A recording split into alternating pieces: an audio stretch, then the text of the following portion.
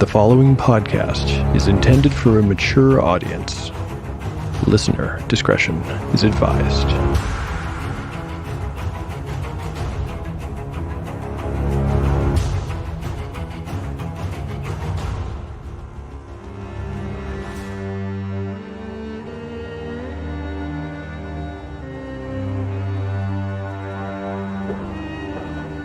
Welcome back to Tale of the Manticore. Like the creature from which it takes its name, Tale of the Manticore is a mashup, a crossbreeding between two different species of storytelling. Here you will find the unpredictability of old-school paper and dice games with the storycraft of a dark fantasy novel. No character is sacred, and no character will be spared if the dice decide their fate is at hand.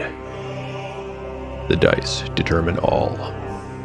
According to lore, the tale of a manticore is barbed with cruel iron spikes. There will be much pain in the days ahead.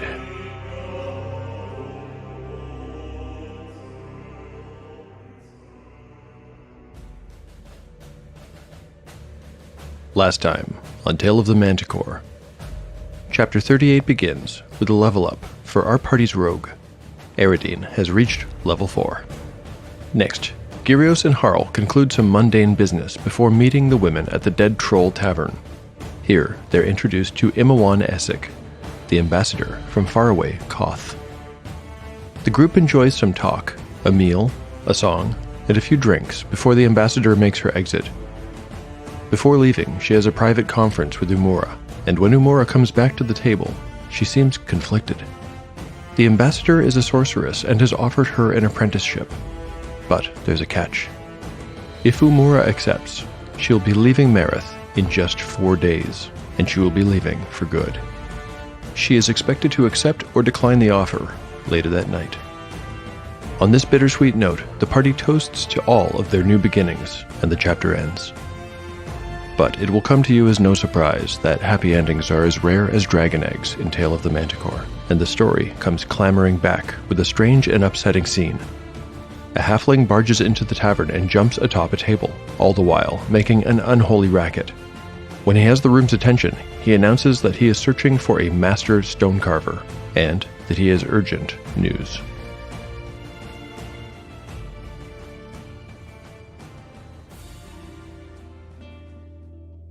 Chapter 39, Part 2. Day 48, Evening. Party status. Harl, 21 of 21 hit points. Aradine, 14 of 14. Gyrios, 27 of 27. Umura, 18 of 18. Spells available. Umura has memorized Light, Shield, Levitate, and Knock. Gyrios has prayed for Cure Light Wounds, Purify Food and Water, and Hold Person.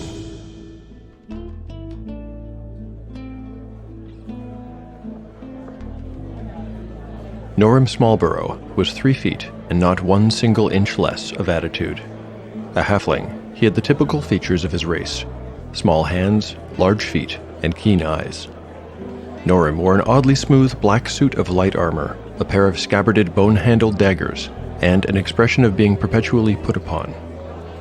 Noram was forever in a hurry to get back to doing what he loved best to do: nothing. Any time he was forced to do something, he didn't like it, and made an effort to return to the opposite state. When Harl identified himself and stepped outside the Dead Troll Tavern, leaving the others behind to settle their bill, Noram explained that he had not had a moment's peace all day because he had been looking all over Thangar for him. In fact, I've been traveling for the last 3 days just to meet you, so listen up, and listen well. My name is Noram Smallborough. You may have heard of me. No? Oh, well, I live to the northwest of here in Knobs Creek. You have surely heard of Knobs Creek. Harl shook his head no. To be fair, Knobs Creek was omitted from most of the few maps that existed for this part of Marith on account of its lack of size or importance by any metric. Noram sighed and continued. Well, you're not from these parts, are you? So that figures. Harl scowled. I thank you for your troubles, and I'm sorry for causing you inconvenience. What do you know of me, and what is your message, Master Halfling? We'll deal with that business later. I'm here because a dwarf stumbled into my backyard 4 days ago. Came right out of the mountains, he did, all gray skin and bones, wild-eyed, barely spoke a word of sense. Collapsed on my doorstep, practically. Harl was intrigued, but didn't yet see how this story should concern him. You came seeking me. How did that come to pass, sir? He asked. Well, we tried to ask this poor wretch who he was and where he was from, but he just spoke nonsense. Shadows and curses and dragons, utter gibberish. Later, after we put him to bed, he vomited all over my sheets, by the way, and my carpet. Pretty much all over everything. He seemed to clear up a little, and he said the first things that made any sense. He said, "Go to Thangar and find Harl Stonecarver," several times, among other things. You see, he was very, very sick. Poisoned, it turned out.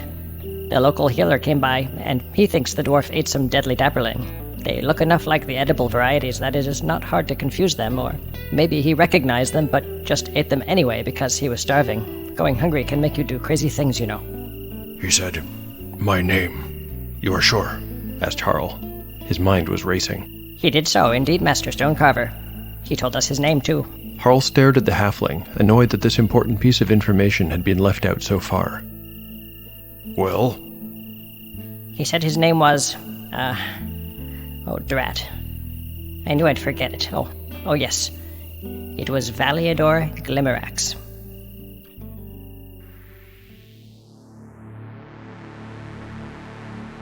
Shortly after Harl receives this shocking revelation, the rest of the party members emerge from the tavern, curious about the halfling and rather pleasantly surprised to have discovered that the ambassador had paid for their entire meal and drinks, all in advance. When they see Harl, they can tell by the expression in his eyes that something momentous has occurred. They quickly get the story. Valiador Glimmerax, poisoned and very sick, wandered onto this halfling's property where he collapsed. Norum explained that his people were great healers and were doing all they could, but that deadly dapperling, as they suspected was the cause, was a potent poison. It had already fully tainted the dwarf's bloodstream, and it was unlikely he could be saved. Norum explains that if they want to see the dwarf alive, they need to leave as soon as possible. He tells them to get their things and meet him in 10 minutes. They have much distance to cover, and it is best they do so while it's still light out. With or without them, he'll be returning to Knobs Creek after a drink and a piss. What follows is a bit of a scramble. The PCs leave the halfling at the tavern while they retrieve their belongings. Gyrios tries to negotiate a refund of their money, but the innkeeper flatly refuses, saying it's too late in the day by this time to rent out the rooms. Umora grabs her bags along with the others without really knowing what she plans to do. The four of them participate in a moment of shared awkwardness. Finally, the discomfort is broken by Harl, who says, "Good luck, Umora, and thank you." Umora nods dumbly at first, but after Gyrios and Eridine have embraced her and whispered their goodbyes, she composes herself and offers to let the chief know of their departure. The priest and rogue then follow the dwarf, who is already hurrying back to the dead troll. As they arrive, Norum spots them over the rim of his cup and then drains its contents in a single gulp. The halfling then drops from his seat, too tall for him despite being sized for a dwarf, and comes to meet them, covering a belch with the back of his hand as he crosses the room. Together, the four of them take the main road, which winds all the way down the mountainside in a zigzag, before pointing more or less to the north. The sun is beginning to set, but instead of his holy symbol, Gyrios holds a small vial in his hand. It is the Mithridaticum elixir that Umora took from the convent. Earlier, when they said their brief goodbyes, she insisted that he take it. The poison that affects Valiador is, as Norum believes, extremely deadly. However, it is not particularly fast-acting. I've decided that this particular poison takes about a week to 10 days to kill its victim. Valiador has already failed his saving throw, and this is not something I rolled but simply decided would happen, so now it's only a matter of time before the poison claims his life. Of course, if the PCs can reach him before that happens, they might be able to save him with the elixir. I'm going to roll a d6. The number showing will be the number of days that Valiador has left to live, starting on the next day, day 49. Here's the roll. If you'd like to know the number I just rolled, keep listening until the very end of this podcast, and I will lift the screen, so to speak. If you prefer to remain in the dark along with the PCs, simply turn off the podcast before the spoiler is revealed. Don't worry about hearing it by accident. I'll give you plenty of warning. Just to complicate things a little more, Norum explains that there are 2 routes back to Knobs Creek. The first one is relatively safe and takes 4 days, but there is a shortcut. Noram used it on the way to Thangar, in fact, that shortens the trip by an entire day. Of course, there is a catch here too. The shorter, 3-day trip requires the traveler to pass through Sourtongue's bog, and Sourtongue does not treat trespassers gently.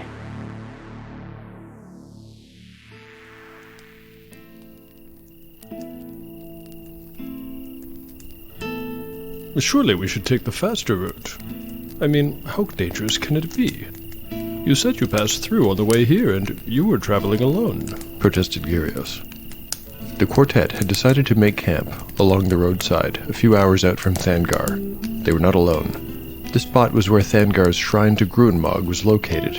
Unlike the shrine attached to Dwervar, this one was set in the mountainside right along the main road, and was anything but isolated. Pilgrims, clerics, solemns could all be found here, living within the shrine, temporarily or permanently. Merchants, couriers, and travelers also congregated here. There were even little stalls selling simple traveling provisions, firewood, and religious trinkets, all at a premium, of course. To accommodate the dozen or so people who congregated outside the shrine at any given time, a permanent fire pit had been built, along with benches and even stone pallets for dwarves to use. There were benefits to both comfort and safety at this spot, and so it was always in use. Gyrios leaned sideways. The smoke from the fire pit had started to blow in his direction. It's easy to stay undetected when I'm traveling alone. It's much more difficult when traveling with others. Noram explained. You mean with others in general, or with non-halflings? Gyrios wanted to know. Noram frowned. Look, if we're going to keep each other's company for a few days, we need to get something straight. The word you want is heflin, not halfling. Gyrios furrowed his brow. He tried out the new word. Heflin. Is that the halfling? Is that how your people call themselves? Heflin is not a heflin word. It's the word. Learn it. I'm sorry, I didn't mean to offend, said Gyrios, showing his palms.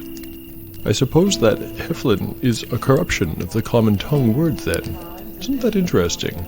The way language changes by region and over time can be so fascinating, don't you think?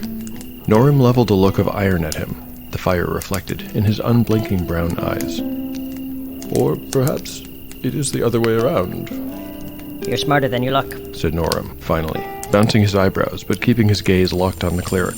Men and dwarves heard the word heflin and mistakenly thought we called ourselves halflings, as if any race would do such a thing to themselves. Stupid.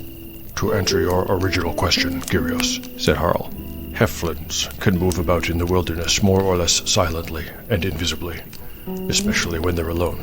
The dwarf was not interested in the other line of conversation. Gyrios was happy for a chance to escape it. He got up and stretched, looked wistfully back up the road. I hope Umura will be happy with her decision. He looked up at the night sky and sighed. I hope you don't feel obliged to come along with me, Gyrios. Same with you, Eridine. By the stones, you have both done more than a dwarf could ask. Oh no, Harl, you are our friend, our very good friend, and we would not dream of abandoning you at a time like this. Eridine nodded her agreement from where she sat across from them. Her auburn hair seemed orange in the light of the fire. It's only that we barely even had a chance to say good. Gyrios trailed off. He stared up the road, back the way they had come. Is that? Some distance away, a little light could be seen. Just a speck, flitting like a firefly through the night air. Eridine saw it too, then Harl. They both stood and moved alongside Gyrios. Was it possible? The sound of running came to them as the light drew nearer and nearer. Then they heard her voice. Wait! Wait for me! I just couldn't go. I just couldn't. It was Umura.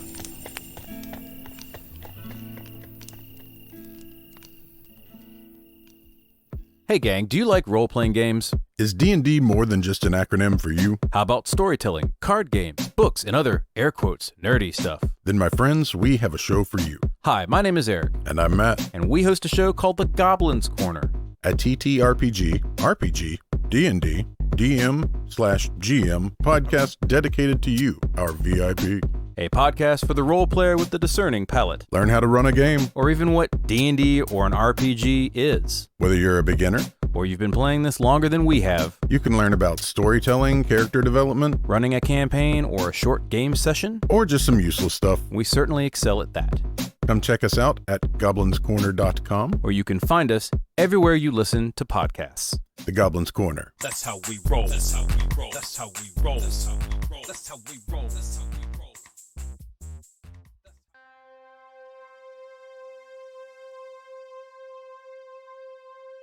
Between the lines. I suppose I shouldn't be surprised, but I kind of am. My party is about to walk off the edge of yet another map. It feels like I was just saying those same words, but it turns out that the last time I introduced a new panel to my Marith world map was back in episode 27, so I guess it has been a while.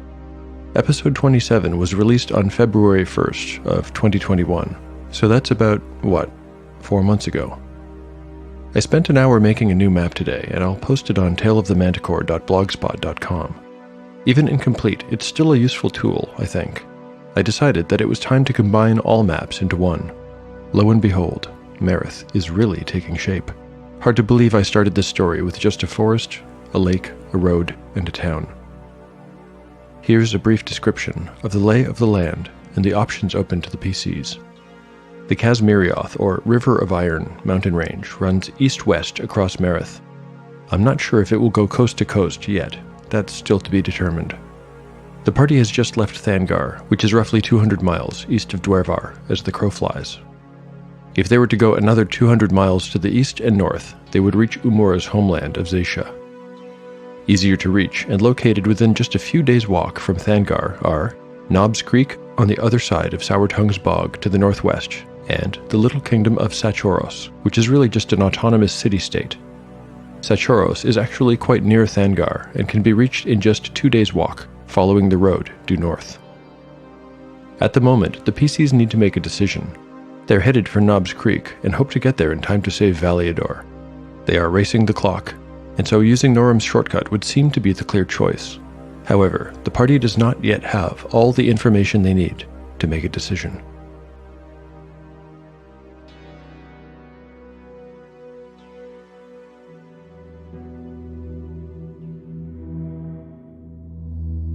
Dramatis Personae, Norum Smallborough. Like many halflings, or as they prefer to be called, heflins, Norum Smallborough desires little more in life than to be surrounded by the comforts of home. Certain situations in his young adulthood drove him into a life of danger, and for the past 8 of his 63 years of life, Norum has been an adventurer, at least until recently, that is. Although he's not even yet middle-aged, heflins live for about 150 years, Norum now fancies himself retired. He has seen much more of the world and of wickedness than most heflins could imagine even exists. He has faced real horror. He has gained both experience and wealth, and it is his judgment that he has earned the right to put up his feet and enjoy the simple things in life. Typically, heflins are optimistic, cheerful, exceptionally good-natured folk. Norum was once all of these things, but his eyes have seen too much. Not exactly foul-tempered, Norum has become a little insensitive, impatient, and even aggressive at times. He has made a hobby out of whinging, and will complain about his lot to anyone who will listen. Norum is about average height for a heflin, and weighs about 55 pounds, a little on the lean side. He started his retirement only recently, and is therefore still in decent fighting shape. He has sandy brown hair and large, expressive chestnut eyes. His looks are average, but he cuts an arresting figure due to the strange armor he wears, a suit of black leathers made out of unidentifiable, weird and rubbery hide. In game terms, Norum is a 4th level halfling. He has 16 hit points. The armor he wears is made from the skin of a giant frog, and is enchanted to bestow a +1 to his armor class. He prefers to avoid combat, but carries a pair of bone-handled daggers that he can throw with deadly accuracy if the need arises. Between his natural bonus as a heflin and his dexterity bonus, Norum gets a +2 on all to-hit rolls with ranged weapons. Heflins are also quick, getting an initiative bonus, and agile. Large creatures have a hard time hitting them. Finally, heflins are very hard to spot when they make an effort to hide, especially outdoors. They have only a 10% chance of being detected when hiding in natural cover.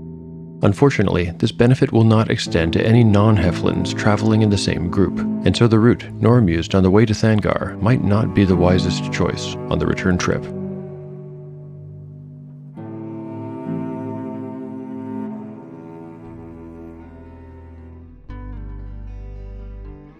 Chapter 39, Part 2, Day 49, Morning.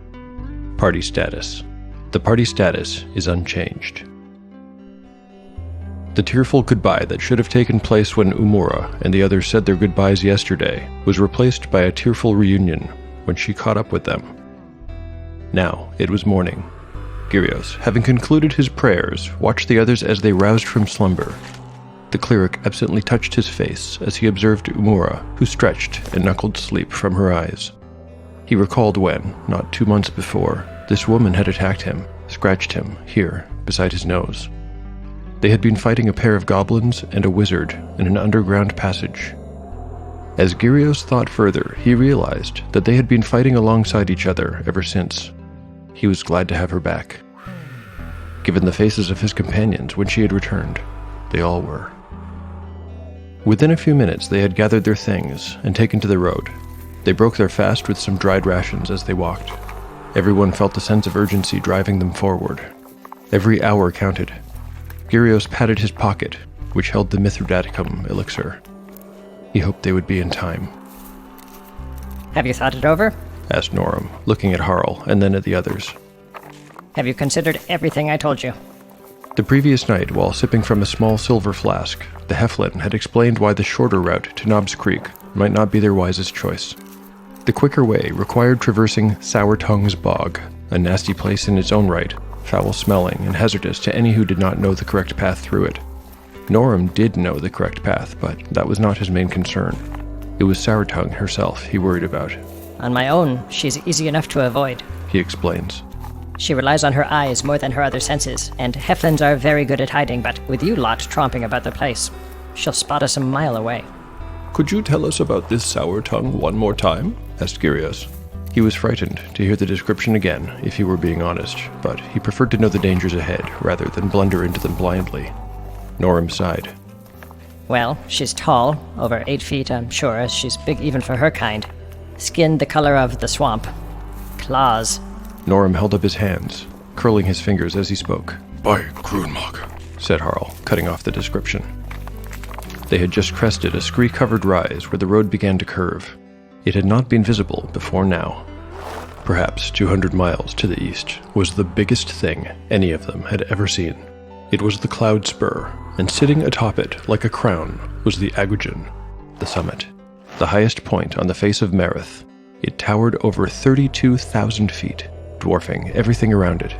Harl had seen it before many times from Dwervar, but from there the Cloud Spur was barely more than a speck on the horizon. He had never really seen it. Not like this. It was not visible from Thangar, since the citadel was built into the western face of the Arlaguar and looked out across the Casmirioth in the direction of Dwervar. It is magnificent. They spared a few precious moments to look on in wonder before Harl decided they needed to move on. The road led down, and soon the Agujan was once again lost from sight. Back to what we were talking about, said Gyrios after a time. Last night you said this Sour Tongue's claws were about this long? He spaced his index finger and thumb an inch apart. Norum, smiling up at him grimly, held up his own thumb and finger, showing a gap twice as big. And they are hard to kill? Asked Umura. Very hard to kill, confirmed Norum. But they can be killed. Umura wanted to be sure. Norum nodded.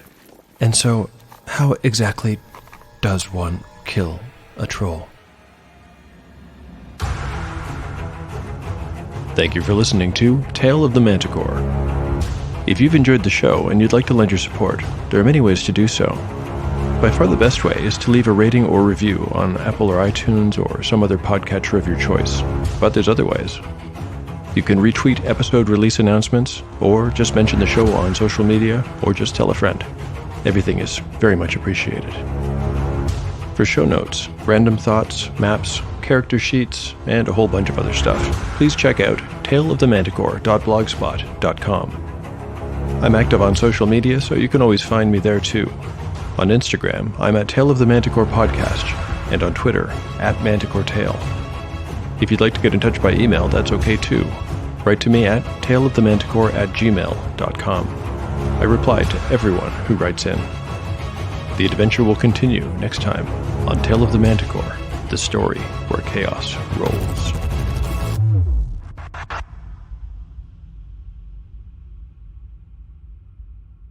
Are you looking for a D&D campaign where character and story take a front seat?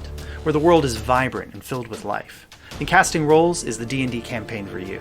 Join us, a bunch of theater nerds, as we gather together each week to have some fun and play a game that we are passionate about and want to share with you. You can find us on Twitch at casting_roles, and you can catch up with Season 1 on our YouTube channel. So join us, and we can't wait to see you for Season 2.